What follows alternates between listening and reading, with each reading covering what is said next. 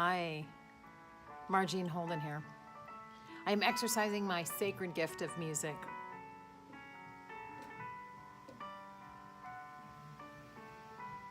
Okay, not really.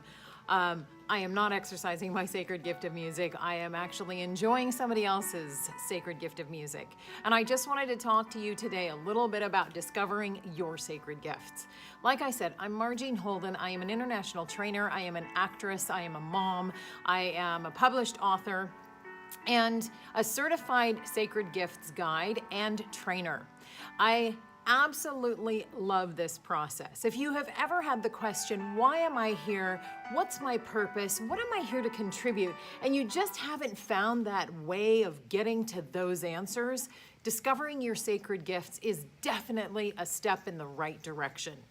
It will help you to understand your uniqueness, your beingness, your ideal capacity to contribute on the planet. You know, some people never, ever, ever in their lifetime discover their sacred gifts. And for me, one of the biggest transformations I had was finding out not only my sacred gifts, but finding out the gifts I don't have. In 2006, 2007, I was in a period of my life where I was wondering, where am I going? What am I doing? How am I meant to show up in the world?